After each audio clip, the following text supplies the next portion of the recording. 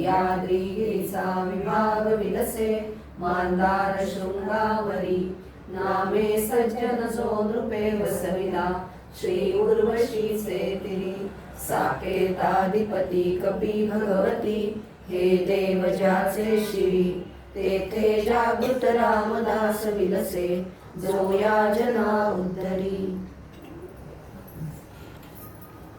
आज आपण सृष्टी विविध लक्षण निरूपण, थोडासा अवघड विषय आहे पण नवीन नाही आहे.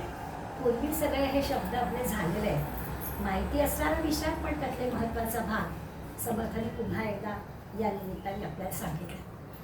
त्या परब्रह्माचा विचार करताना निरनिराळ्या पद्धतीने समर्थ आपल्याला सांगतात. समजा एखाद्या डब्यामध्ये एखादी वस्तू आहे आणि त्याला झाकण, आता ती वस्तू मिळायला हवी असली तर झाकण उघडायला हवं. तसं हे निश्चल परब्रह्म या विश्वात आहे. आता या विश्वाचं जे झाकण आहे ते उघडलं की ते निश्चल परब्रह्म दिसेल. मग हे विश्वाचं झाकण कुठलं आहे तर दृश्य जग. मग दृश्य जग बाजूला केलं की निश्चल परब्रह्म दिसेल. आता किती अवघड गोष्ट आहे ना. दृश्य जग दिसतं हे ठीक आहे, आम्हाला दिसतंय डोंगर, नद्या, झाडं, पानं, फुलं, छान छान कपडे, छान छान दुकानं, छान छान काय काय दिसतं आम्हाला. हे सगळं दृश्य जग कल्पनेने बाजूला करायचं. मग काय उरलेल ते म्हणजे परब्रह्म. आता हे सगळं पूर्वी सांगून झालेलं आहे, ते नव्याने नाही आहे. ते आता पुन्हा एकदा आपल्याला आजच्या समासामध्ये समजावून सांगणार आहे. आता हे जे चंचल दृश्य आहे किंवा दृश्य जग आहे ते सगळं बाजूला करायचं म्हणजे काय करायचं, तर ही सगळी खरं म्हणजे समजून घ्यायची गोष्ट आहे. ही काही आपल्याला दाखवता येणार नाही आहे. जसं आपण म्हणतो हे आकाश आहे ना, ते आकाश म्हणजे पण एक ह्या जगावरचं झाकण आहे. आता त्या आकाशाला कसं बाजूला करणार, मग लक्षात येतं की अरे आकाश म्हणजे काही नाहीच आहे, ती पोकळी आहे. मग सगळ्या कल्पनाच आहे, पण दिसायला असं की हे सगळं जे काही पृथ्वी खाली जग आहे त्या जगाचं हे झाकण आहे.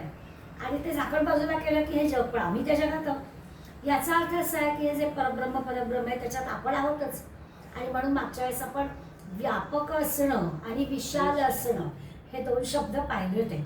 तर ते जे की परब्रह्म आहे ते असं व्यापक आहे, आत बाहेर सगळीकडे भरलेलं आहे. त्या डब्यात असं म्हणतो, त्या विश्वाच्या डब्यात परब्रह्म आहे. पण त्या विश्वाच्या डब्यात परब्रह्म आहे म्हणजे काय, तसं मागे आपण समर्थांच्या चरित्रातला एक गंमतशीर प्रसंग म्हणून पाहिला होता की एका त्यांच्या महंताला, छोट्या मुलाला एकाने म्हटलं की अरे हा डबा घे आणि मला एक थोडंसं तुमच्या ब्रह्म घेऊन ये तुमच्या गुरूंकडनं. मग तो बिचारा म्हणाला आता काय करावं ते सांगितलं. लहान मुलाला त्याला काही उत्तर देता आलं नाही. ही सगळी काय कीर्तनं शिकून मुलं तिथे सांगणारी, तर मला परब्रह्म घेऊन. मग समर्थाला त्यांनी सांगितलं त्यांनी असं जो वाटीमध्ये परब्रह्म मागितलं आहे तर काय करू. त्या वेळेला असं करताय उद्या जा ती वाटी त्याला म्हणून आधी रिकामी करून द्या. मग याचा अर्थच असं की ते आत बाहेर आहेच सगळीकडे, तर ते दाखवणार कसं.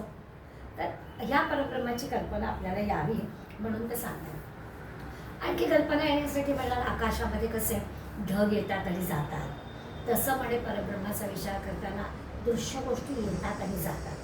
इथे थोडीशी आपल्याला कल्पना करता येते की आपण जे दृश्य जग बघतो आहोत, आता जसं मी म्हटलं की दृश्य जगातल्या समोरच्या सगळ्या गोष्टी आपल्याला दिसतात. आपण कल्पना करू शकतो की कुठल्या तरी एक्झिबिशनमध्ये आपण गेलो, ही एवढी स्टॉल लागलेले असतात, इतक्या निरनिराळ्या वस्तू असतात, हे क्षणभर आपण बघूया की हे दृश्य जग आहे. या सगळ्या दृश्य जगाला बाहेर करायचं म्हणजे काय करायचं, तर असं म्हणायचं की अरे हे चिरकाळ टिकणारी गोष्ट नाही आहे, हे बदलणार आहे. आणि बदलणारं असल्यामुळे याला बाजूला करायचं, कल्पनेने बाजूला करायचं. मग आपण बऱ्याचदा आता बोलता बोलता असं म्हणतो या वयात आल्यावर की अरे नवीन वस्तू घेताना ना पहिल्या 2 कमी करूया. पर्स एक नवीन घरात आपल्या येते, पहिल्या आधीच्या 2 कोणाला तरी देऊन टाकावे असं आपण बोलतो. म्हणजे हे दृश्य जगातल्या काही गोष्टी बाजूला केल्याशिवाय नवीन जागा नाही मिळत. पण परब्रह्माला काय, परब्रह्म आहेच आहे. त्या परब्रह्माला करण्यासाठी त्यांनी आपलं उदाहरण दिलं की आकाशात ढग येतात जातात, आकाश जसं आहे तसंच आहे. तसं म्हणे या परब्रह्मामध्ये हे दृश्य जग येतं जातं, परब्रह्म आहेच आहे. मग येतं जातं म्हणजे काय, तर ते बदलणार आहे, चिरकाळ टिकणार ह्याच्यामध्ये काही नाही, ही कल्पना आपण करायचं. आणि मग त्या परब्रह्माला वेगवेगळी नावं दिले समजण्यासाठी की ते कसं आहे, एजन्सी आहे, स्वतंत्र आहे, सगळ्या ठिकाणी आहेच आहे, त्याच्यापासून दुसरं काहीच नाही आहे असं आहे. पण हे सगळं कल्पनेने समजून घेण्याची गोष्ट आहे. ही काही दाखवता येणारी नाही. सगळा जो की या दृश्य जगामधला चंचलपणा म्हणजे बदलणारं आहे, हे सगळं कल्पनेनं आपल्याला दूर करता आलं पाहिजे, हा मुख्य विषय आहे. आणि मग दृश्य जग म्हणजे काय जे दिसतंय आपल्या चर्मचक्षुंना, जे दिसतंय ते सगळं आत्ता आपल्याला खरं वाटतंय, पण ते बदलणारं आहे म्हणून त्याला आपल्याला बाजूला करायचं आहे. आणि मग लक्षात घ्यायचं की खरं खरं जे न बदलणारं आहेच आहे ते परब्रह्म आहे. आपण आपलं उदाहरण कळण्यासाठी म्हणून घेतो की पाण्यामध्ये आपण शेवाळ असं दोन्ही हाताने दूर करतो आणि आतलं निर्मळ पाणी आपल्या हातात येतं. तसं हे परब्रह्म आहे. हे दृश्य जग असं बाजूला करायचं आणि मग उजळमध्ये येणारं जे दृश्य शुद्ध असं निर्मळ जग आहे ते म्हणजे परब्रह्म आहे. पण ते म्हणजे परब्रह्म आहे का तर नाही, हे कल्पनेसाठी समजून घेण्यासाठी उदाहरण आहे. पण हे परब्रह्म आहेच आहे आणि दृश्य जग मात्र आपल्याला बाजूला करावं लागणार आहे. आता हे सांगताना त्यांनी म्हटलं की हे परब्रह्म खाली वर इकडे तिकडे सगळीकडे आहेच आहे असं म्हणतोय. आणि असं घनदाट भरलेलं आहे, अशी ठिकाणी मोकळी जागा नाही. म्हणजे परब्रह्माला हलवता येत नाही आहे. आपण डब्यामध्ये साखर भरली की हलवून लावतो की आता आणखी नाही जाणार आणि मग झाकण लावतो. तसं एक परब्रह्म जे आहे ते ह्या सगळं विश्वामध्ये असं घट्ट भरलेलं आहे, हलायला जागा नाही आहे त्याला, सगळीकडे आहेच आहे.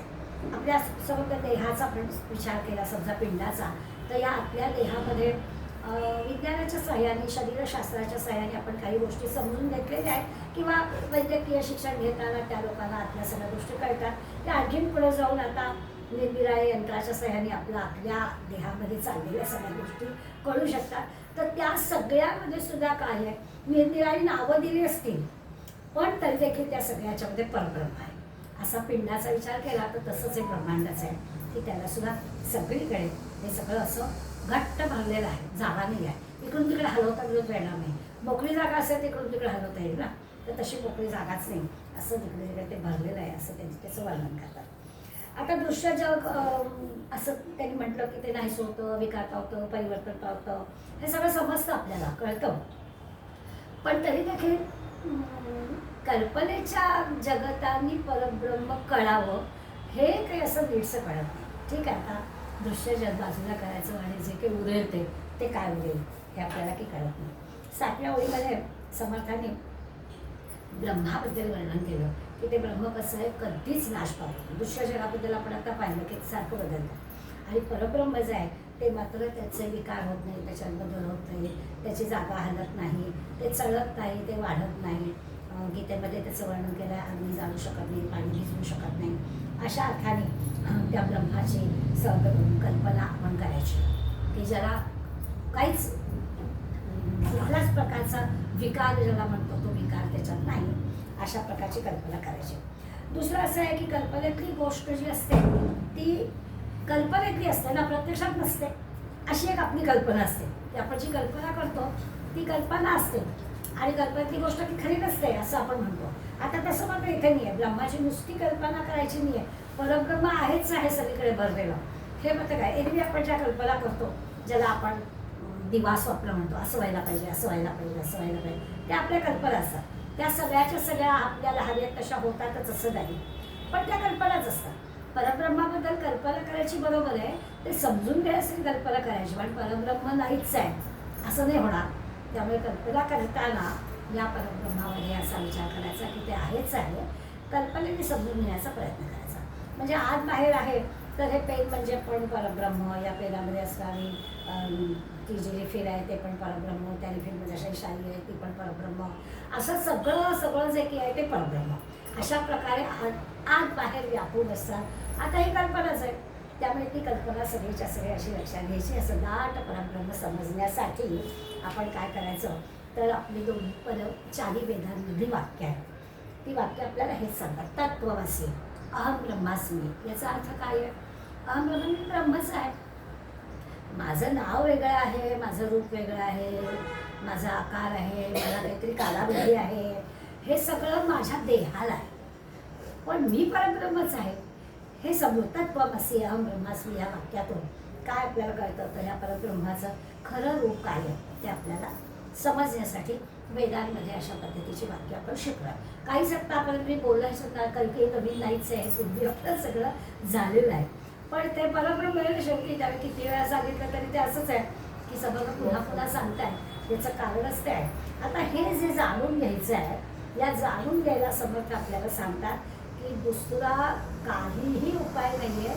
सत्संग आणि सद्ग्रंथ यांनीच हे आपल्याला कल्पनेत असणारं परब्रह्म समजून येणार आहे. श्रवण केल्यानेच आपल्याला हे कळणार आहे. अगदी नवरी आवडीमध्ये स्पष्ट झाला, परब्रह्म एवढे थोर नाही. सगळीकडे परब्रह्मच भरलेलं आहे, त्याच्या इतकं महत्त्वाचं मोठं दुसरं काहीच नाही आहे. आणि ते श्रवणापरते साधन नाही.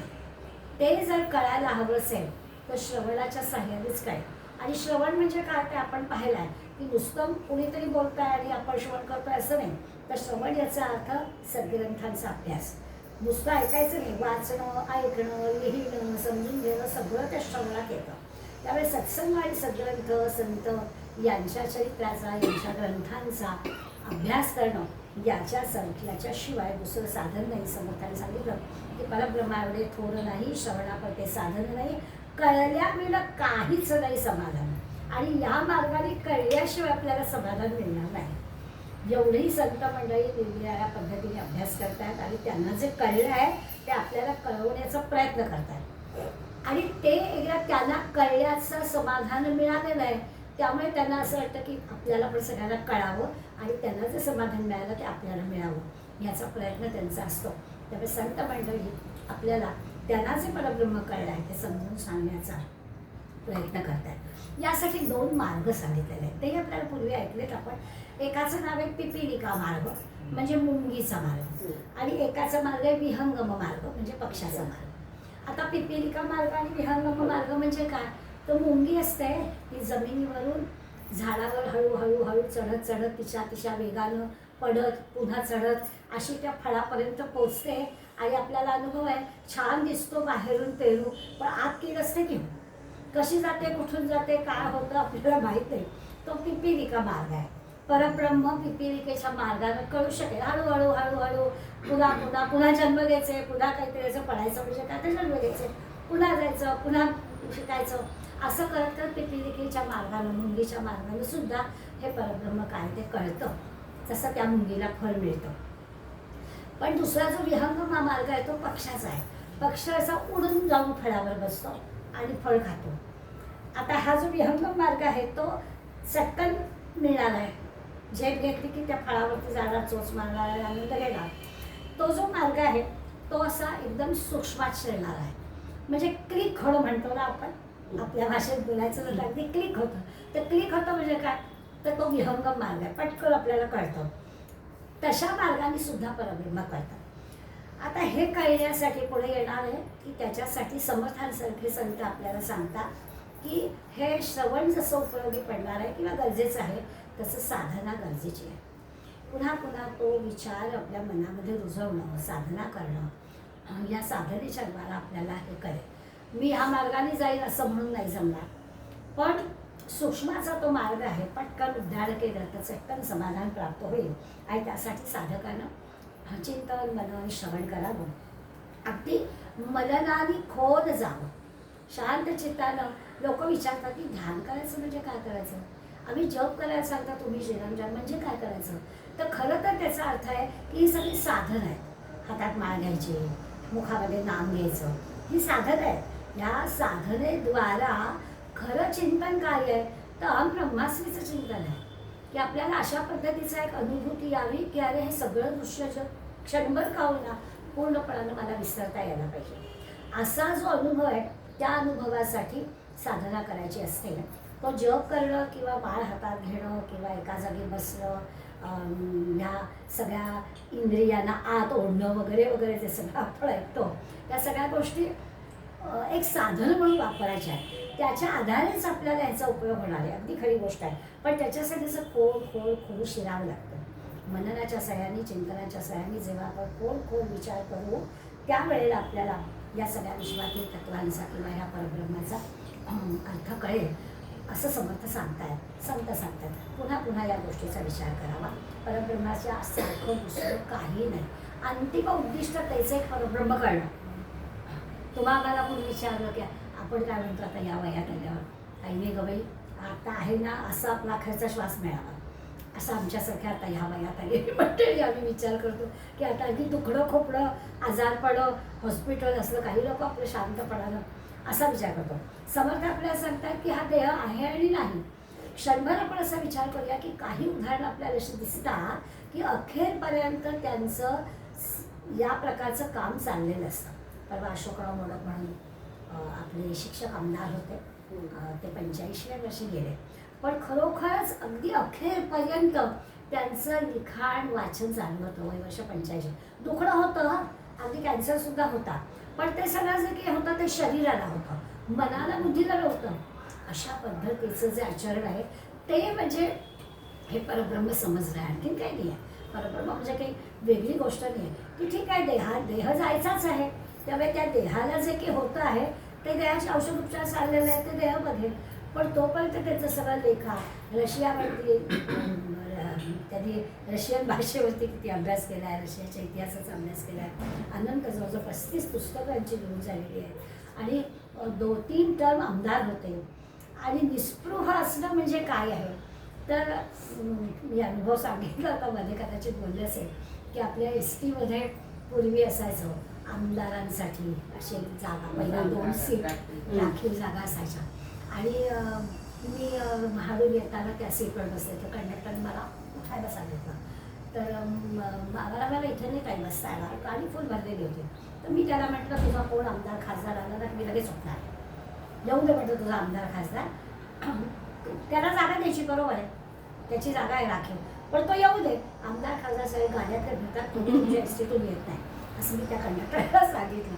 आणि त्यावर हेही बोलले की फक्त अशोकराव मोडक या नावाचा माणूस आहे की जो आमदार आहे आणि तो ST प्रवास करतो आणि ते आले तर मी उठणारच आहे. तर असे हे आमदार आहेत. मला माझं काही सांगायचं नाही आहे, मी कंडक्टरला बोलले किंवा याचं काही मोठं महत्त्व नाही आहे. महत्त्व असं आहे की ते असं होतं निष्प्रभपणानं, गाडी घेतली नाही त्यांनी आमदार झाले म्हणून गव्हर्नमेंटचे, ते बसवरच तीच जागा दिली आम्हाला राखेल तर त्याच जागेवरून मी प्रवास करेन, अशा पद्धतीचा आमदार आता बघणे नाही, त्यामुळे त्यांचा उल्लेख केला. तर हे काय आहे, हे परब्रह्म कळल्याचं लक्षात आहे. देह टाकेपर्यंत अशा पद्धतीनं राहणं हे परब्रह्म कळण्याचं लक्षात आहे. परब्रह्म म्हणजे काय तर ते आहे की अखेरपर्यंत आपण बऱ्याच जमतं अमक्या अमक्याला मृत्यू कळला होता, अमक्याने वेळ सांगितली होती. अगदी अलीकडल्या काळात उदाहरण द्यायचं झालं तर वर्धानंद भारती उत्तर काशीला होते आणि त्यांनी त्यांची वेळ ठरवलेली होती. सगळ्या त्यांच्या त्या मठातल्या लोकांना त्यांनी सांगितलं होतं की आता दारू घेऊ नका, आणि खरोखरच ते त्यांच्या खोलीमध्ये असं नसं होते, त्यांचं काय साधनाचं अगदी माहीत नाही, आणि त्यांनी काहीही म्हणजे अखेर डॉक्टर धावपळ न करता शांतपणानं देह ठेवला. तर हे जे देह आणि बाकी सगळ्या गोष्टी ह्याच्यातलं जे वेगळेपण आहे ते ज्याला कळतं त्याला परब्रह्म कळलं हा त्याचा अर्थ आहे. म्हणून ते सांगतात की परब्रह्मासारखं दुसरं काही नाही, याची तुलनाच कुठल्या गोष्टीशी करता येत नाही. ते कळण्यासाठी काय तर दृश्य जगातल्या ज्या सगळ्या गोष्टी असतात, म्हणजे आपली स्पष्ट बोलायचं तर आपला परका किंवा आपल्याला कोणीतरी काहीतरी बोललो त्याचा येणारा राग द्वेष स्तुती निंदा या सगळ्याच्या पलीकडे ते गेलेले असते. ठीक आहे, कोणी काही म्हटलं तरी तोही परमेश्वर मीही परमेश्वर. आपण मुंबईकांना गेलो होतो आता, त्याच्या बाबतीमध्ये आपल्याला माहितीच आहे की किती त्या सख्खा भाऊ किती बोलला महाराजांना, त्या सभोवताली बसल्या लोकांना राग येत होता की किती महाराजांना हा बोलतोय. महाराजांना ते मिळाले की आता तुम्ही आम्हाला हो म्हणाल याची अगदी पार काढायची होतो की रागावले ते लोक. परंतु महाराज म्हणाले त्यांना काहीसे वाटत, ते म्हणाले तो बोलला पण मी घेतलंच नाही काही, बोलू दे त्याला. परब्रह्माचा अर्थ हा आहे की या सगळ्याच्या पलीकडे दृश्य जगाच्या पलीकडे जायचं वेळ काय. तर अशा पद्धतीने या सगळ्या थोर पुरुष हा परब्रह्माचा अनुभव घेतात आणि खऱ्या अर्थात महाराज असते. एका शब्दात सगळ्यात गौतम बुद्ध झाला तेवढं पुरेसं आहे की ज्याला सगळी सुख होती पण एक क्षण असा आला त्यांनी जी काही जगामध्ये दुःख पाहिली आणि त्यांनी ते सगळं त्याग करून जो निघून गेला तो खरं म्हणजे बुद्ध झाला. आता हा दृश्य जग किंवा चंचल म्हणतोय त्याच्या नादाने आपल्याला दुःख प्राप्त होतं. आपल्याला पटणार नाही ही गोष्ट, आपल्याला म्हणजे मला सुद्धा, तुम्हाला मला सगळ्याला, कारण आपण दृश्य जगात राहतो त्यामुळे आपल्याला असं वाटतं की दृश्य जगाला किती आनंद देणार आहे, किती मला सुख देणार आहे, अशा यांनीच आपण राहतो. पण समर्थ आपल्याला सांगणार आहे की हे जे दृश्य जग आहे, हे जे चंचल जग आहे, हे चंचल जग आपल्याला दुःख देतं. आता आपण मग काय 2 दिवस छान आम्ही आनंद घेऊन आलो गोंधळला, काहीतरी काय बाई सांगतात चंचल गोष्टी दुःख देतात. पण आता लक्षात घ्यायचं हे किती काय टिकेल. आपण पूर्वी पण गोंधळाला गेलो होतो, पण ते राहिलं नाही ना लक्षात, मग आपण परत गेलो. मग आता हे किती काय लक्षात राहणार आहे. असा विचार केला तर आपल्याला कळतं की ते आत्ता ह्या क्षणाला सुखदायक वाटत आहे. पण सुख म्हणत आहे, दुःख ठाकवले याचा अर्थ काय, तर तो हा की ह्या दृश्य जगातल्या सगळ्या गोष्टी अशा चिरकाल सुख देणाऱ्या नाही. त्या क्षणाला बरं वाटलं, आनंद झाला, सुख वाटलं, समाधान झालं, सगळं बरोबर आहे. पण ते टिकत नाही. चांगल्या गोष्टीतलं पण टिकत नाही. नेहमी आपण बासुंदीचं उदाहरण घेतो, आवडते 1 वाटी मागराची, अजून आग्रहाची, हे आता नको. का बरं आवडते ना, का ते मग काही चालणार आहे का. तसं आहे की ह्या दृश्य जगातली कुठलीही गोष्ट अशी कायम स्वरूपी समाधान देणारी नाही. म्हणून ते सांगतायत की चंचल गोष्टी, दृश्य जगातल्या गोष्टी या दुःख देणाऱ्या आहेत. आता हळूहळू आपल्याला जरा वाटतं हा खरं आहे बाबा, असं आहेच. नेहमी मी गमतीनं म्हणते की अगदी किती दिवस मनात होतं की हल्ली ना नवीन अशी थोडी अरुंद काठाची पैठणी मिळायला लागली, ती अगदी मला घ्यायचीच आहे. आणि अगदी समजा घेतो आणि एका लग्नात नेसले की झालो की होतीचं काम. आता पुढल्या लग्नात तिची अशी नेसायची माणसं तीच. मग आता काय करावं, ही अशी परिस्थिती आपली असते. त्यामुळे कुठलीही दृश्य जगातली गोष्ट आपल्याला दुःखच देते. अशी परम विश्रांती, परम आनंद, कायमचा आनंद फक्त ह्या निश्चल परब्रह्माकडूनच मिळतो.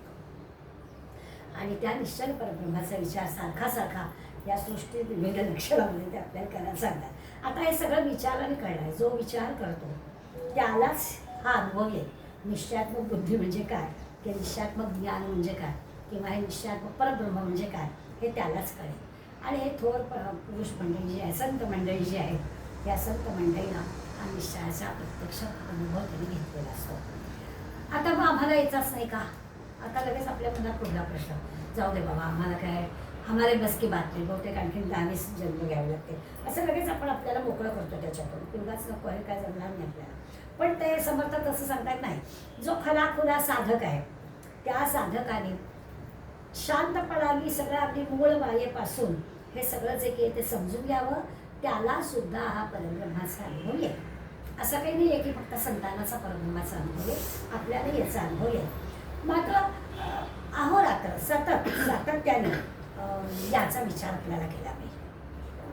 आपल्या मनाला येणाऱ्या दुःखदायक किंवा यातना देणारे जे विषय आहेत ते आपल्याला बाजूला करता आले पाहिजे. त्यासाठी ते म्हणतात की प्रत्यक्ष अनुभवच घ्यायचा, त्याच्याशिवाय नाही होणार. मग हळूहळू आपल्याला हे निश्चयात्मक परब्रह्म काय, निश्चयात्मक ज्ञान काय ते कळेल. घेऊया आपण 1-2 उदाहरणं घेतली म्हणजे मग आपल्याला त्याचा अर्थ कळेल. त्यापूर्वी आपण निरनिराळे जे की समाज शिकलो, नुसती नावं घेतली तरी काय, माया निरूपण शिकलो आहे, ब्रह्मनिरूपण शिकलो आहे, आपण चंचल नदीचं रूपक घेतलं आहे ते चंचल नदी रूपण शिकलो आहे, किंवा सृष्टीचा क्रम आपण बघितला आहे. असे सगळ्या गोष्टी आपण पाहिले. देवशोधन असा एक समास आपण पाहिला आहे की देव कसा शोधायचा ते पण सांगितलं आहे. त्यामुळे ही जी कल्पना आपण म्हणतोय, ही कल्पना म्हणजे ही सगळी जी माया आहे त्या मायेचं शस्त्र आहे. या मायेला समजून घेण्यासाठी आपल्याला कल्पनेच्या माध्यमातून कल्पनेच विचार करायचा आहे. विचार करायचा म्हणजे काय, कल्पना आहे परब्रह्म काय असेल, अशी कल्पना करायची. म्हणून ते सांगतात की ही मूळ माया काय आहे ती आधी समजून घ्यायची. ती जर आपण नीटपणाने ही म्हणजे समजून घेतली किंवा ही आपली कल्पना या मूळ मायेपासून हळूहळू वापरली तर आपल्याला अगदी परब्रह्मापर्यंत स्वस्वरूपापर्यंत पोचता येईल. आता असं आधार दिला असं वाटतं मग दोन्ही गोष्टी लगेच समर्थ सांगून टाकतात. कल्पना करायची ना, कल्पना योग्य पद्धतीने केली तर परब्रह्मापर्यंत पोचता येईल. योग्य पद्धतीनं केली तर अंडरलाईन. आणि ती कल्पना जरा भलतीकडे गेली की मग झालंच, वेगवेगळ्या पद्धतीचं अयोग्य वळण त्याला लागतं.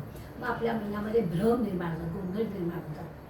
त्यामुळे ती कल्पना योग्य पद्धतीनंच गेली पाहिजे. इथे आपल्याला फक्त साधनेचा उपासनेचा उपयोग होतो. ती कल्पनाच परब्रह्मापर्यंत न्यायची आहे. पण तिथे जे 2 फाटे फुटतात आणि त्या ठिकाणी जर योग्य वळण मिळालं नाही आणि चुकीच्या मार्गाला आपण गेलो तर भ्रम निर्माण होतो, गोंधळ निर्माण होतो. आणि मग मात्र त्याला काही पर्याय राहत नाही. आता हे व्यवहारात तर आपल्याला नेहमीच दिसतं. चांगल्या मार्गाने जाणं आणि वाईट मार्गाने जाणं. एकाच घरातली 2 मुलं, एक चांगला निघतो आणि एक व्यसनी निघतो, तेव्हा आपण काय म्हणतो की ह्याला कसं निघलं, आईवडील तेच कसं काय वळण नाही लागलं. ही जशी आपण व्यवहारात तसं इथे आहे की कल्पनाच करायची आहे, पण ती जर योग्य पद्धतीने संत साहित्याने, साधनेने, उपासनेने, सत्संगाने अशी जर आपण कल्पना करत करत गेलो तर आपण परब्रह्मापर्यंत पोहोचू.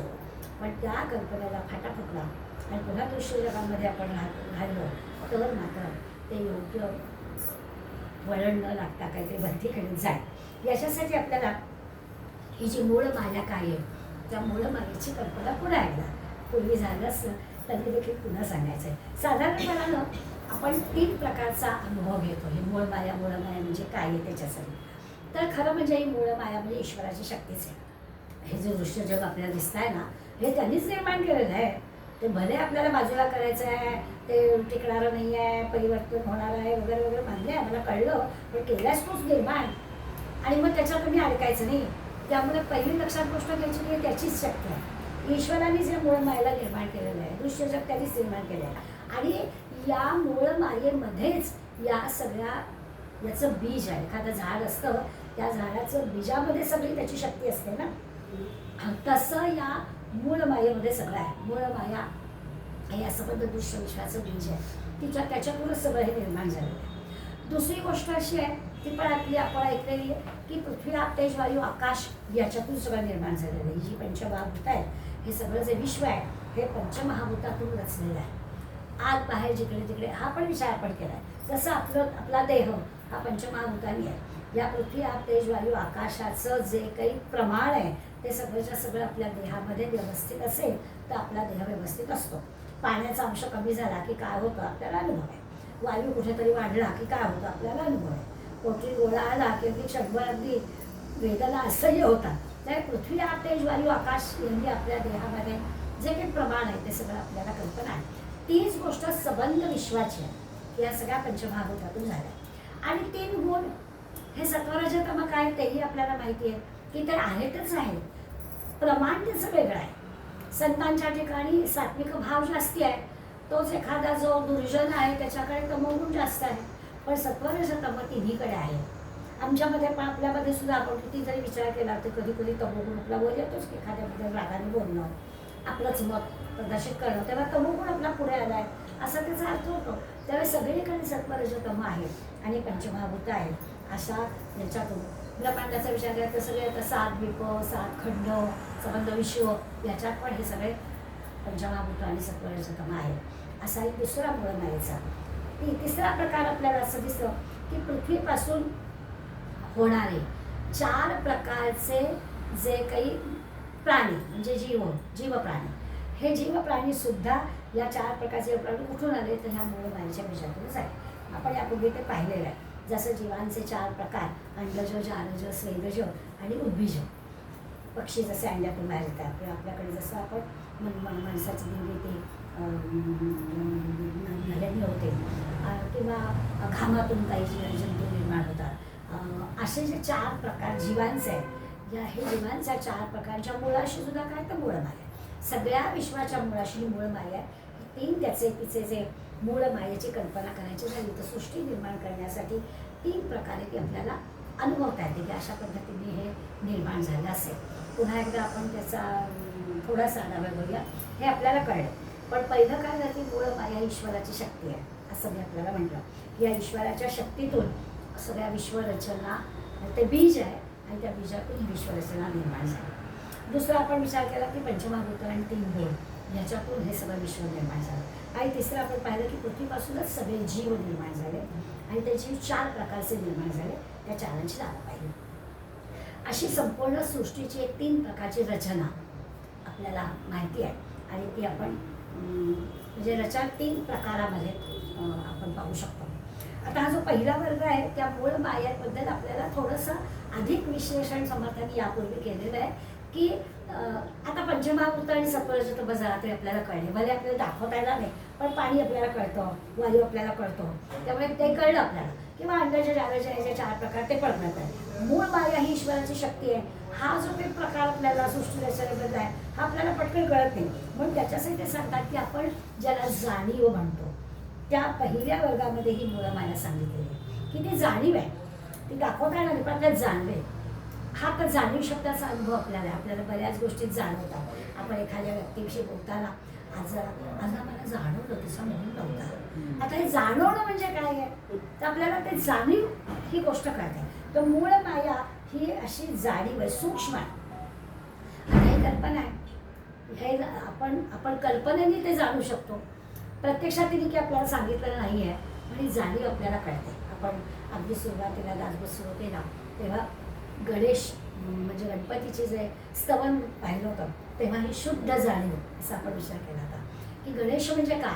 तर आपल्याला ती मूर्ती आहे गणेशाची समोर, पण खरं म्हणजे गणेश ही बुद्धीची देवता आहे, ती म्हणजे आपल्याला होणारी शुद्ध जाणीव. आणखी थोडं सांगायचं झालं तर आपल्याला 4 वाणीचे प्रकार माहिती आहेत, परा, पश्यंती, मध्यम आणि वैखरी.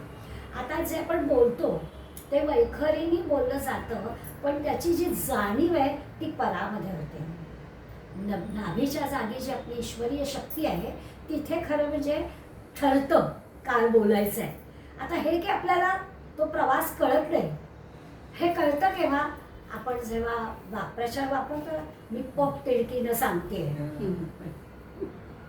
आता हे काय आहे, तर खरं नाभीच्या जागी ती शुद्ध जाणीव आहे की मला काय वाटतं आहे आणि ते प्रत्यक्ष येणार आहे. ते येणार आहे कधी, ते वैखरीतून येणार आहे, पण तिचा जो प्रवास आहे ती शुद्ध जाणीव होते. मग तिला काहीतरी शब्दरूप येतं आणि ते सुद्धा मग माझ्या आलो इथपर्यंत पण मी नालबी बोलले, म्हणजे झाला काय एवढा प्रवास पण बोलले नाही, वैखरीतून नाही आलं. निरनिराळी कारणं असतात. तर हे जे सगळं आहे आणि मग वैखरीतून बाहेर येतं, म्हणून ते आपल्याला सांगणार आहे की ही जी मूळ माया आहे ही अशी परावाणीच्या सारखी असते, जाणीव आहे.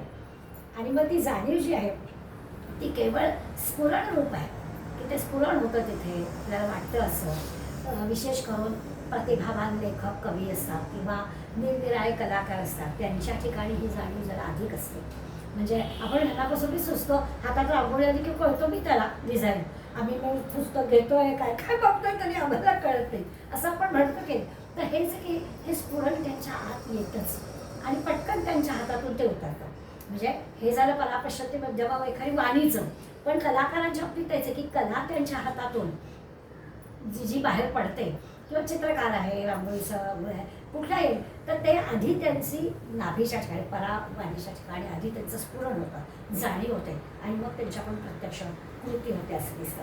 मग हे जे की जाणीव होणार ते सूक्ष्म बीज आहे, ती माया आहे. आता ही दाखवता कशी आहे की ज्याची त्यालाच कळणार आहे, किंवा दुसऱ्याबद्दल सुद्धा आपण कल्पनेने करणार आहोत की खरं बाबा यांना सुचतं की यांना बरोबर कळतं. हात एवढी टोपलीभर फुलं असतात, पण एखादीच बरोबर त्या फुलांच्या सहाय्याने सुंदर रांगोळी तयार करते आणि एखाद्याला वाटतं काय मला ते सुचलं आहे असं होतं. तर याचं कारणच ते आहे की ते जे स्फुरण आहे, ती जी कल्पना आहे ती बरोबर त्या त्या ठिकाणी असते आणि ती बीज आहे, ती मूळ माया आहे. सगळ्या सृष्टीचं हे सगळं बीज जे आहे ते मूळ मायेत आहे. उदाहरण म्हणून आपण पण व्यक्तीच्या दृष्टीनं विचार करतोय, पण सगळ्या ह्या विश्वाचा विचार केला तर मूळ मायेमध्ये या विश्वाचं बीज आहे. याचा अर्थ असा की हे सगळं विश्व त्या मूळ मायारूपी बीजातून निर्माण झाले. मग असं जर आहे, अगदी जड पदार्थ असणाऱ्यांना सुद्धा चेतना देणारी ती मूळ मायाच आहे. आता जड पदार्थाला चेतना देणारी म्हणजे काय, माऊलींच्या वेळेला ठीक आहे हो की त्यांनी भिंत चालवली, ती जड भिंत त्यांनी चालवली, मग त्या जड भिंतीमध्ये पण चेतना आहे हे त्यांना कळलं. तर त्या दृष्टीने ते सांगताय, म्हणून मग त्याला काही ठिकाणी नाव आपण काय देतो, चैतन्य. आपल्याला पुष्कळ काही गोष्टी कराव्याशा वाटतात, ते कशामुळे वाटतं, आपल्या बऱ्याचशा चैतन्यामुळे. डेड बॉडीला वाटते का करावंसं, पण चैतन्यच आहे. त्यामुळे चैतन्य आहे म्हणजे काय, आता आपल्यामध्ये चैतन्य आहे असं आपण प्रूव्ह कसं करणार, कृतीने की आपण विविध गोष्टी करू शकतो, याचा अर्थ आपल्या आतमध्ये चैतन्य आहे. एखाद्याच्या ठिकाणी ते चैतन्य अधिक असतं, सारखं काहीतरी करावं असं वाटतं, वेगवेगळं करावंच वाटलं. या हिच्या जो असं काही चैतन्य आहे की सतत काहीतरी असं असं फार तर आपण वर्णन करू, पण एवढंच वर्णन करता येईल, चैतन्य मी दाखवता येणार आहे, त्याचं वर्णन आपण करू शकू, त्याची कल्पना आपल्याला करता येईल, पण याच्या पलीकडे नाही. मग त्याच्यासाठी आपल्याला यापूर्वी पण आपण विचार केला आहे, प्रकृती पुरुष किंवा अर्धनारी नटेश्वर किंवा अष्टधा प्रकृतीचा विचार, हा सगळा मांडताना मूळ माया, बीज आणि त्याच्यातून सगळी निर्मिती, असं सगळं हे खुणांवरून ओळखायचं. हे असं आपल्याला दाखवता नाही आलं, पण खुणांवरून आपल्याला कळतं. एखाद्या अगदी धम्म असतात सगळे, काहीच त्यांना आपण काय नाही बघितलं तरी आपल्याला पण आळस येईल बाई, असं आपण वर्णन करतो. पण कल्पना वर्णन याच्या पलीकडे काय, असं जे की दोन फरक आहेत, त्याचे सगळं त्याच्या मुळाशी काय आहे तर मूळ माया असं सांग. आणि ही मूळ माया अशा त्रिगुण रूपाने व्यक्त होत असते. कोणामध्ये अधिक सात्विक, कोणामध्ये अधिक तेज तमोगुणी, असं सगळं आपल्याला दिसतं. अगदी शुद्ध सत्वगुण जरी म्हटला ना तर तो देखील गुण रूपाने आपल्याला त्याच्यात दिसतो. व्यक्तींमधून आपल्याला पटकन पटतं म्हणून आपण व्यक्तीची उदाहरणं, पण सगळ्यामध्ये म्हणजे अगदी दगड घेतला तरी दगडामध्ये आता सात्विक गुण कसा शोधायचा.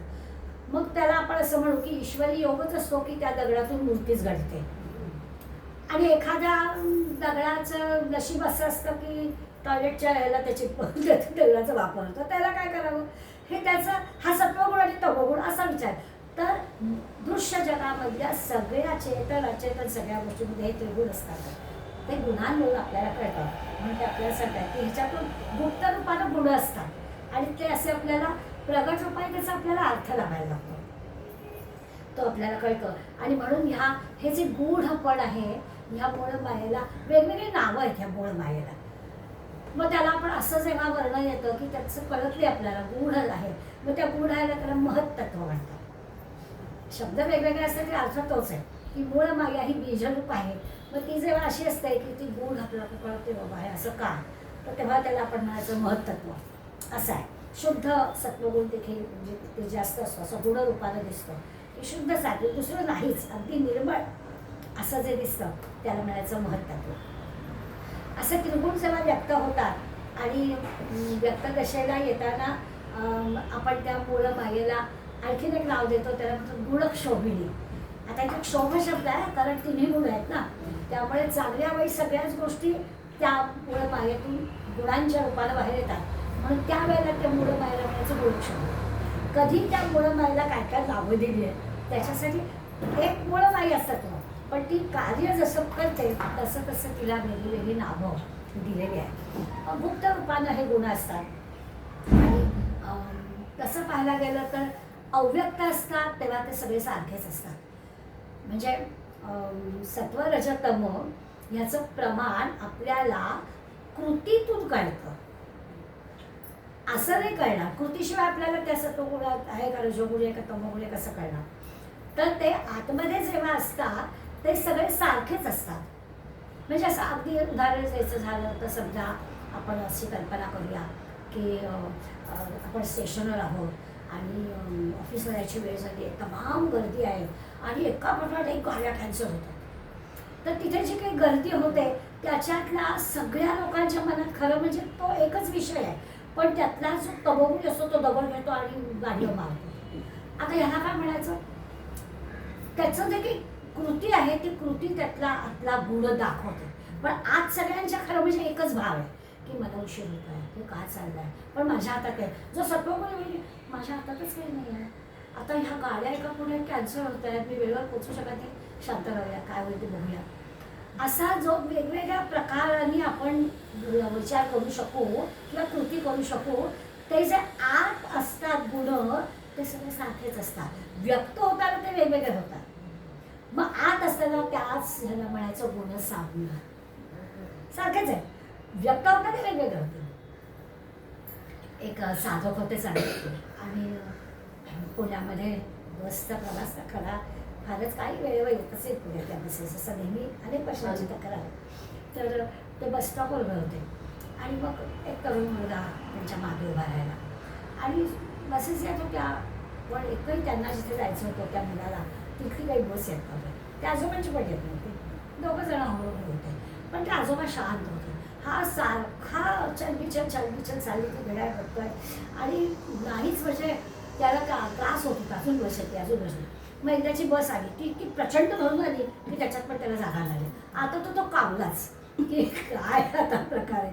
शेवटी न राहून तो आजोबांना म्हणाला, आजोबा तुम्हाला पण ह्याच बसने मी जाणार तेव्हा तुम्ही एवढे शांत कसे? तर मला हे बघ, जी गोष्ट आपल्या हातात नाही ना त्या बाबतीत आपण काहीच करू शकत नाही. मी म्हणाले माझ्या ऑफिसच्या वेळेच्या आधी 1 तास निघतो, कारण हे सगळं असं रोजच घडतं ना. त्यामुळे जर का पहिली बस मिळाली तर मी ऑफिसमध्ये जॉब करतो, मला जर शेवटची बस मिळाली तर माझा इथे जॉब चालू आहे.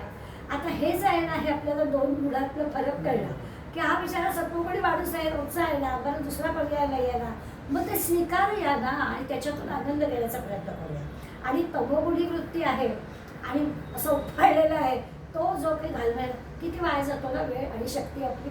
तर त्याच्यासाठी ते आपल्याला सांगतात की सगळं जे काही मूळ बायकोशी गुप्त रूपाने आहे, नाही तर आत्मध्ये सगळं समानच आहे, पण कृतीने आपल्याला ते कळतं आणि असं अशा पद्धतीनं म्हणजे सूक्ष्म आहे, दाखवता येत नाही, पण ह्या कृतीने आपण समजून घेऊ शकतो. देवशोधन नावाचा एक समास आपण शिकलो, त्याच्यामध्ये पण हा विषय आलाय. समाज कसं आहे खरं म्हणजे अद्वैतवादी आहे. आता आपल्याला शब्द कळतो अद्वैतवाद, मग असेच अहम ब्रह्मास्मी, तत्वमसी असे शब्द आपण म्हटलं की वेदांमधली वाक्य आहे. तर तसं अद्वैतवाद म्हणजे मी आणि भगवंत एकच आहेत, द्वैत नाहीच आमच्या आणि 2 नाहीच. आपण मागच्या वेळेला हनुमंताचा श्लोक घेतला होता की देहाचा विचार केला तर मी तुझा दास आहे, रामायण तो म्हणाला, पण नाही तर तू आणि मी एकच आहोत. तर तसं हे अद्वैतवादी आहे, मी आणि भगवंत एकच होत हे खरं सांगायचं आहे, पुन्हा पुन्हा सांगायचं आहे.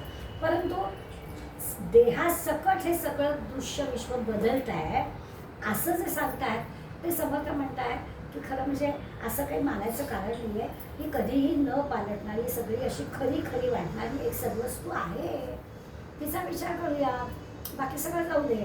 आणि आपण स्वतः अचल राहून म्हणजे शांत राहून, चलबिचल न करता असं म्हणूया त्याला, असं अचल राहून ह्या चल विश्वाला आधार देतो.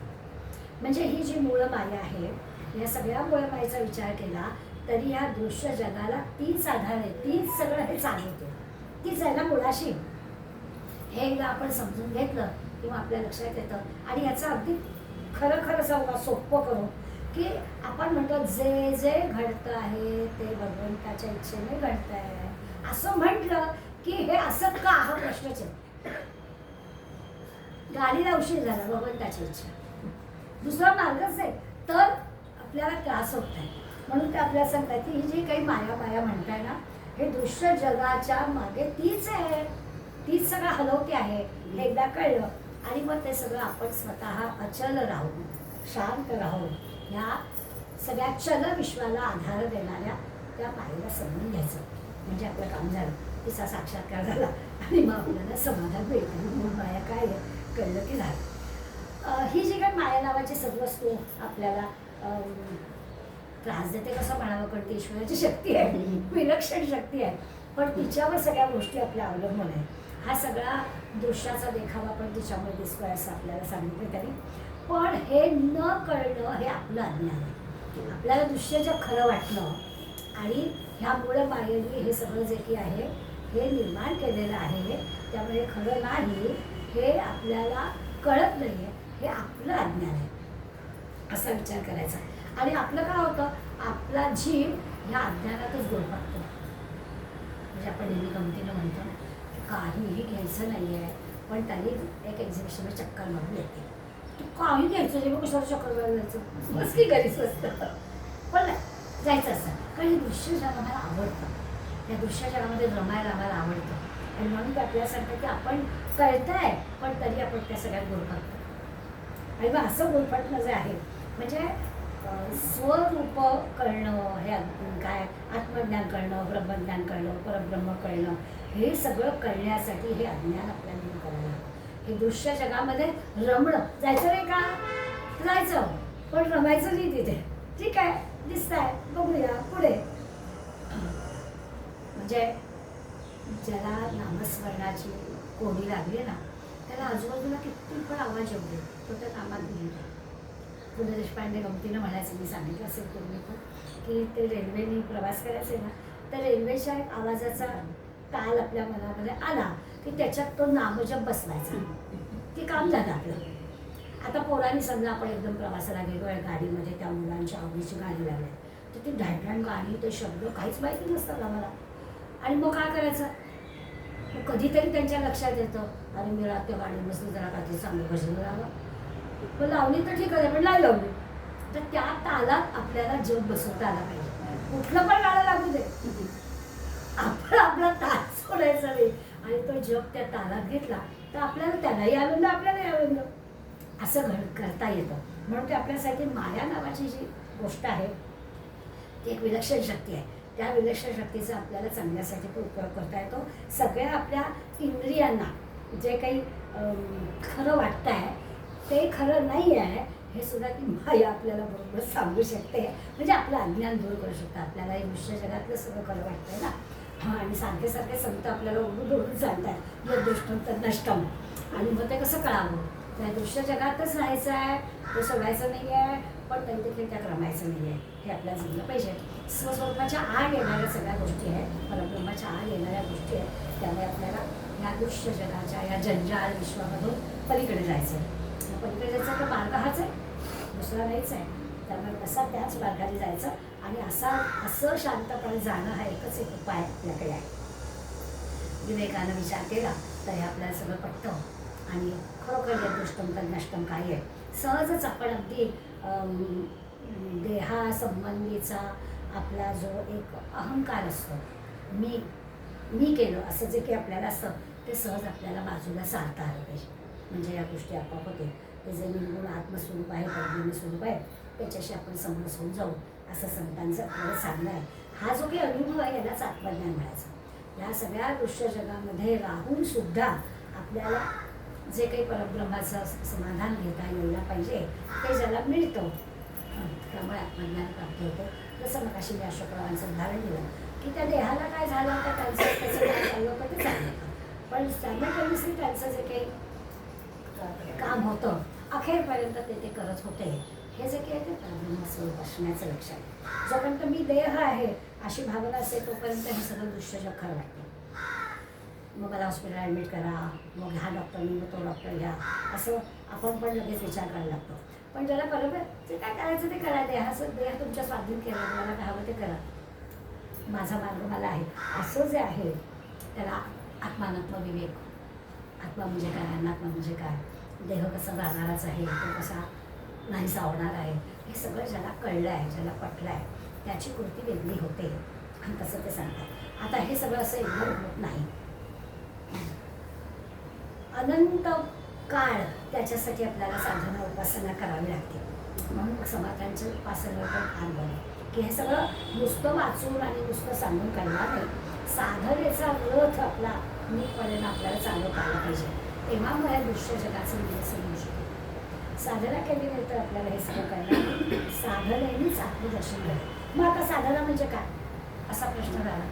का करा आम्हाला आमची घरातला संसार आहे, तुम्ही काय आपल्याला काय जंपाल आमच्याच्याने नाही होणार असं आपण म्हणू.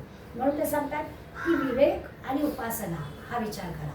म्हणजे आपण कुलबद्धुलाची गोष्ट नेहमी ऐकतो, त्या म्हातारीने सगळ्याला तृप्त करून एवढंच ऐकलं. त्यामुळे विवेक पण हवा आणि उपासना हवी.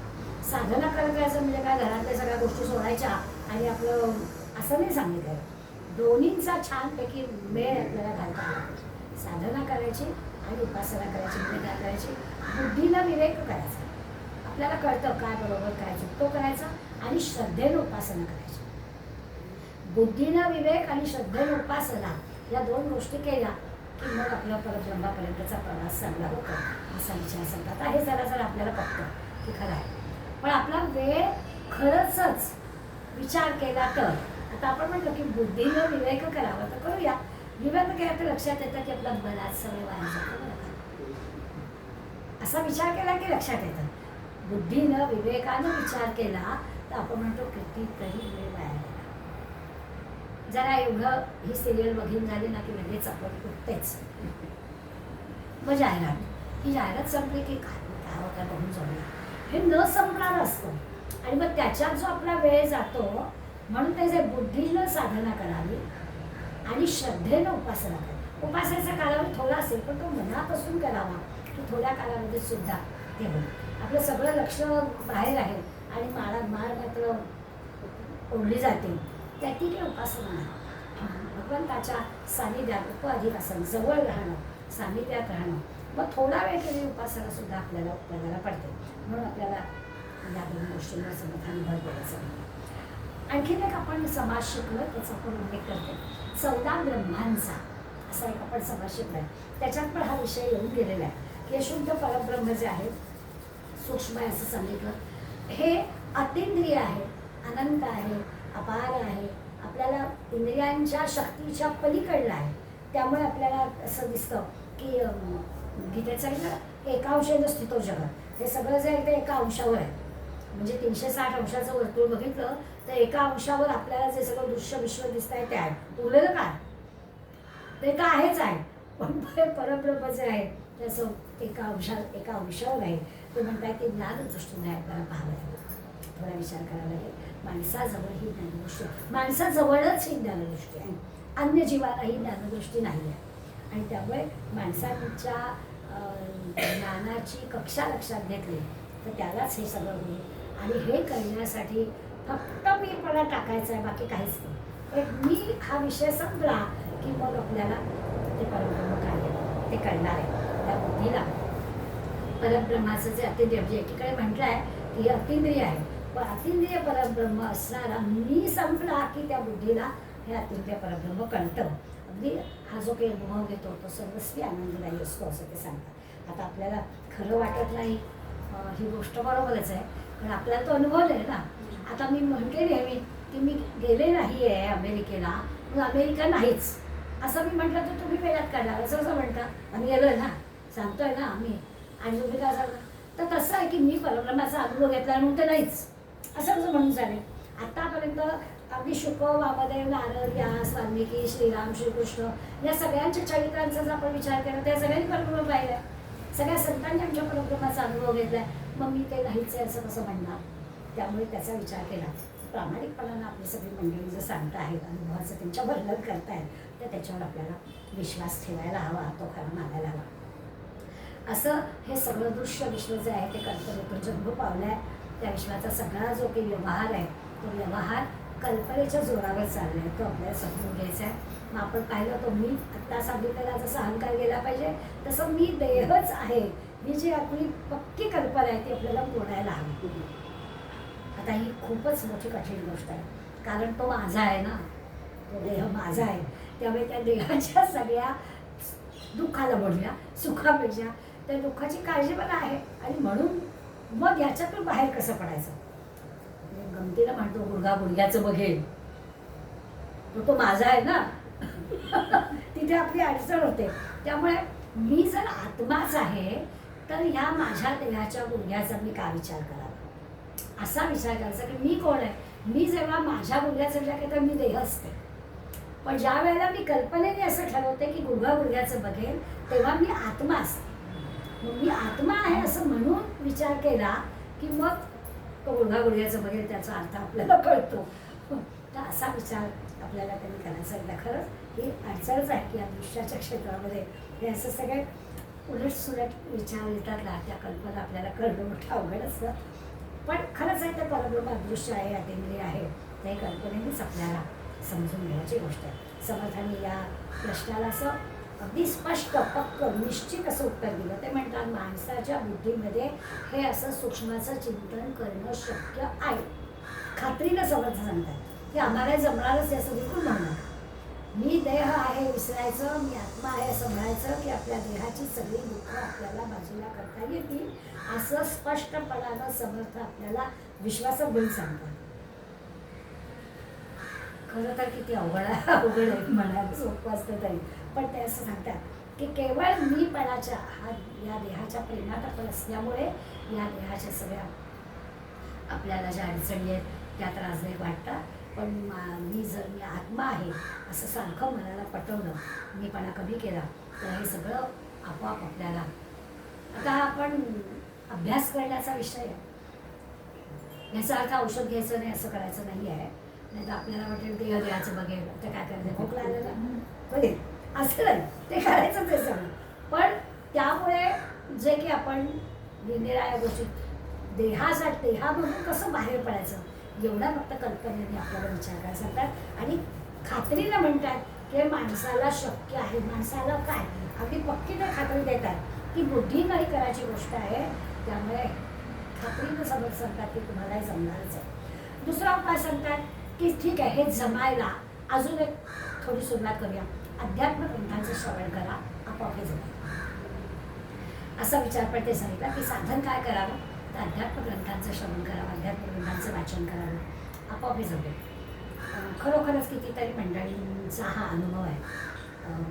माझे एक मित्र आहे, जवळजवळ 5 वर्ष नवऱ्याला अल्झायमर झालेला आणि 5 वर्ष ती नवऱ्याची सेवा केली. आता 2 महिने झाले तो गेला, पण 5 महिने सुदैवाने लक्ष्मी प्रसन्न असल्यामुळे माणसं ठेवता आली, सगळं होतं.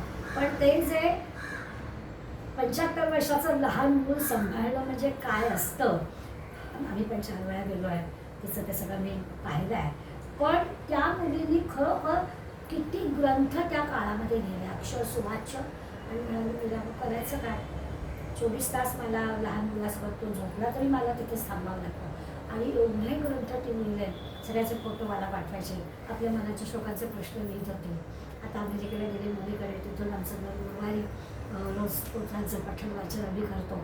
हेतू हा की ह्या सगळ्यातून दुसरा पर्याय नाहीच आहे, करतो आहोतच सगळं, जे काही उपचार करायचे ते करतोय, निरनिराळ्या सगळ्या गोष्टी केल्या, पण बाकी काही करता येते म्हणून दुःख करण्यात आहे. तर अशी आजही उदाहरणं आपल्याला आहे. आणि त्याच्यावर उपाय हाच की अध्यात्म ग्रंथांचं श्रवण, सद्ग्रंथांचं श्रवण, मनन, वाचन, चिंतन करणं, आणि त्याच्यातून आपल्याला या दृश्य जगातल्या सगळ्या ज्या दुःखदायक गोष्टी आहेत त्याच्यातून आपल्याला बाजूला होता येतं. तिथेच एक मी देह आहे हे विस्मरण करणं.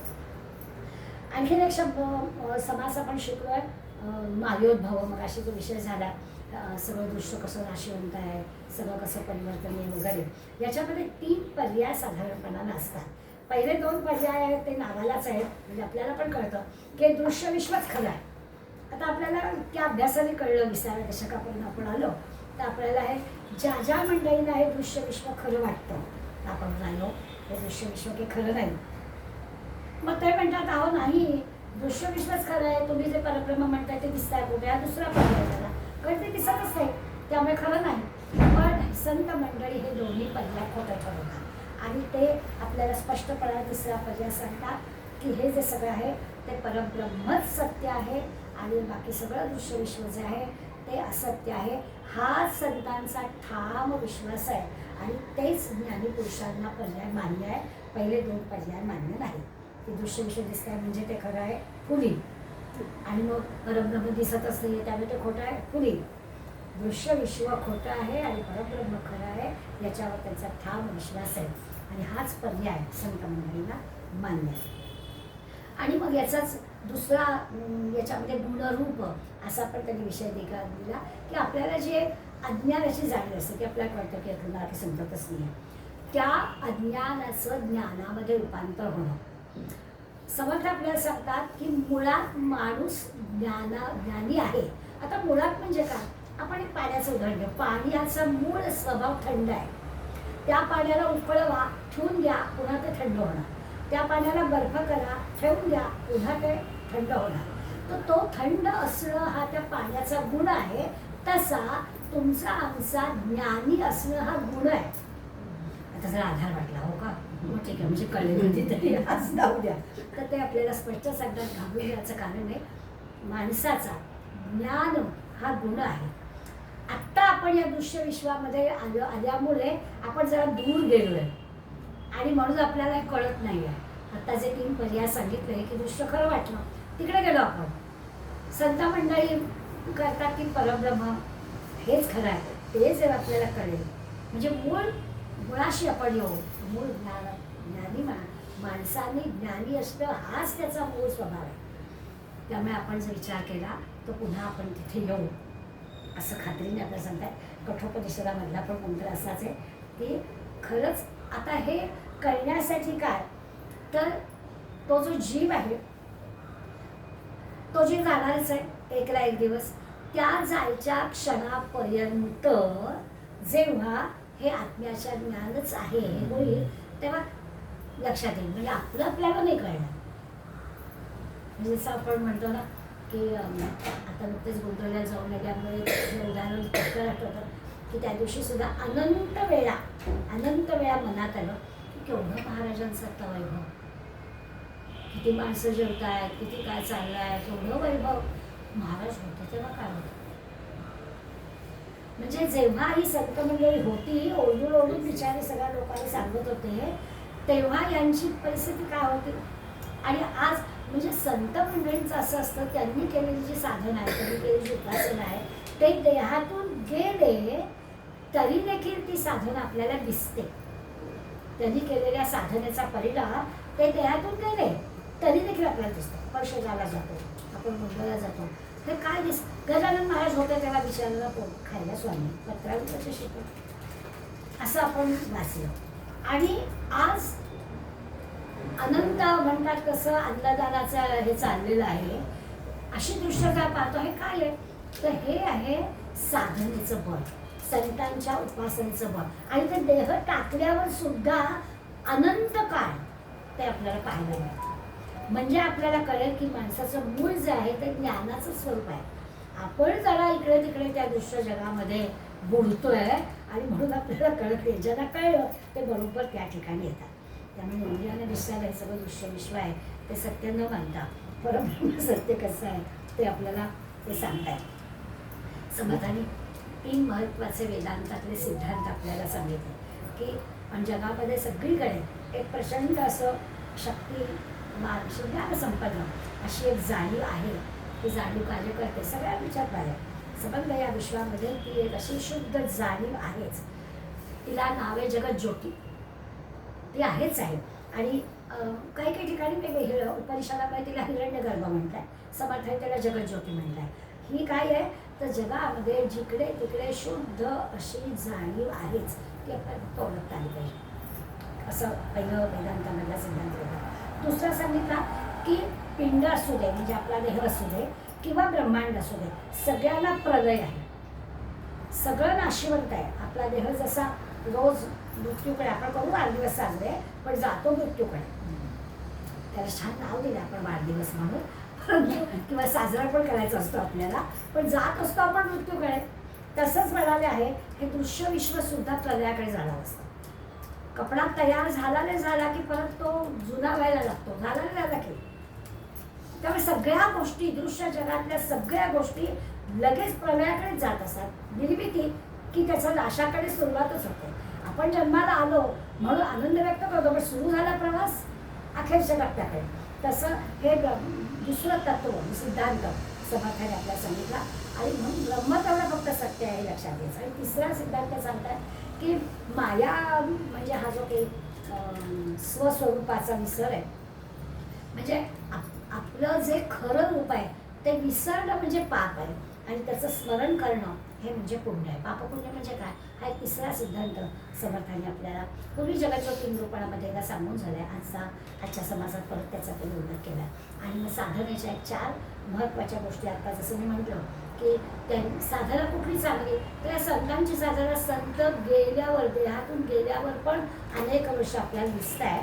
याचं कारण काय आहे तर त्यांनी निस्पृहपणे केलेली साधना. आपण जर महाराजांचं चरित्र पाहिलं की गोंदवलेकरांचं पहा, समर्थांचं पहा, अक्कलकोट स्वामींचं पहा, शेगावच्या महाराजां कुणाचंही चरित्र आपण पाहिली तर आपल्या लक्षात येतं की त्यांच्या जिवंतपणी त्यांनी सगळ्या गोष्टी निस्पृहपणे केलेल्या आहेत. तुमच्या आमच्यासाठी केलेल्या आहेत, त्यांना काहीच ते नको होतं. अशासाठी ज्यांनी केलेला म्हणजे इतका शुद्ध भाव ज्यांच्या अंतःकरणामध्ये असतो त्यांची जी काही साधना आहे, त्यांची जी काही उपासना आहे ती भगवंत सांभाळतो आणि ती अशी अनेक वर्ष पुढे अनेक काळ ती आपल्याला स्वाभाविकच मार्गदर्शन करताना दिसते. दुसरी साधनेची आणखी एक गोष्ट अशी असते त्या साधनेला इतकं विलक्षण सामर्थ्य असतं की ती भक्ती म्हणजे भक्तीचे वगैरे म्हटलं तर ती भक्तीच त्याला ब्रह्मज्ञानाकडे नेते. त्या साधनेच्या उपासनेचं करणाऱ्या भक्ताचं ज्या अंतःकरणात भगवंताबद्दलचा भाव आहे तो भावच त्याला स्वाभाविकपणे या परब्रह्माकडे घेऊन जातो, ब्रह्मज्ञानाकडे घेऊन जातो. आता याच्याशी काही तुलना करता येत नाही. म्हणजे किती का जसं आपण या संतांचं नामदेवाचा उल्लेख करतो नेहमी की नामदेव इतक्या लहान लहान ब्रह्मज्ञान झालं असं म्हणतो. तर आता त्याचं कारण काय नंतर मग भक्ताईनी वगैरे तो सगळा नंतरचा भाव पण भगवंत समोर दिसला नाही. दुधाचा हट्ट केला, बरं बाबा पितो, आता काय करणार. भगवंत सगुण रूपात येऊन त्यांनी दूध प्यायलं की. तर असं जे दिसतं आपल्याला, ते एक निरक्षर सामर्थ्य या मंडळींच्या जो असतं निष्काम भक्तीचं सामर्थ्य असतं. तिसरी साधनेची महत्त्वाची गोष्ट सांगतात संत की मी खरा कोण आहे हे त्यांना बरोबर कळलेलं असतं. परमेश्वराला ओळखता आलेलं असतं, त्यामुळे आपण कोण आहोत हे त्याला कळलेलं असतं. हे सगळं ब्रह्मांड कोणी केलं हे, सगळा हा जो काही याचा सगळ्याचा मुख्य कर्ता जो कोणी आहे हे त्यांना ओळखता आलेलं असतं. म्हणून ते आपल्याला सांगतात. याचा अर्थ असा आहे की या देहाची जो काही देह टाकल्याची वेळ आहे, ती वेळ ज्याची छानपैकी जाते त्याला खात्रीनं परब्रह्म कळेल असतं. आपण जेव्हा ब्रह्मज्ञान झालेलं कळायचं कसं, आत्मज्ञान झालेलं कळायचं कसं, आपल्याला वाटलं किंवा आपल्या लक्षात खरंच ही सगळे रामकृष्णाला एवढा घशाचा कॅन्सर झाला होता. सहज ते मिळालेला की आता काय खायचं आहे, तुमच्या मुखाने खातोच आहे की, म्हणजे तुमची मुख आणि माझं मुख वेगळं नाहीच आहे. हे ज्याला कळलंय त्याला परब्रह्म कळलंय.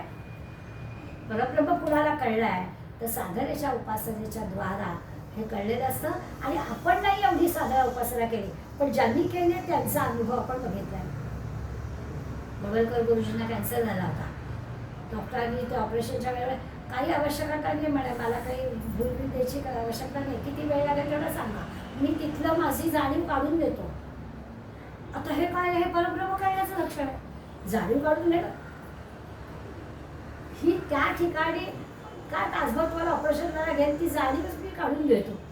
ही क्षमता ज्याच्याजवळ आहे ते परब्रह्म कळल्याचे. मी देह आहे, हा देह भावच नाही आहे, अशी एक विलक्षण गोष्ट आपल्याला कळते. तर साधनेतले ह्या काही गोष्टी महत्त्वाच्या समर्थाने आपल्याला सांगितले. हे कळण्यासाठी आपला सोपा मार्ग काय, सद्गुरूंनी सांगितलेलं करावं, त्यांच्या संगतीत राहावं, पुन्हा पुन्हा त्याचं श्रवण मनन चिंतन करावं. आपल्याला हे सगळं लोकांचं असं उंचीवरचं बघायला बरं वाटतं आणि हे काय आपल्याला जमणार नाही तसा भाव मनात न आणता मार्गस्थ व्हावं. पायऱ्या चढायला तर लागाव्या. अचानक कदाचित लिफ्ट नाही तर पटकन जाऊ विहंगम मार्गाने, नाही तर पिपिलिका मार्गाने मिळेल तेव्हा मिळेल, असा विचार करावा. आणि असा हा सृष्टिकर्माचा विषय समर्थांनी या समासात मांडलाय. अनेक समासांचा पूर्वी केलेला अभ्यास तो या समासात त्यांनी घेतला. तव स्मरण संतत स्फुरणाय महागणो, अलीयं नगे तरफल सुरम्य करणी पडो. स्वरेश हितरक्षणा तुझी कथा नावडो, तुझ्या समयी आमुची तनहि देशकारी पडो. जय जय रघुवीर समर्थ.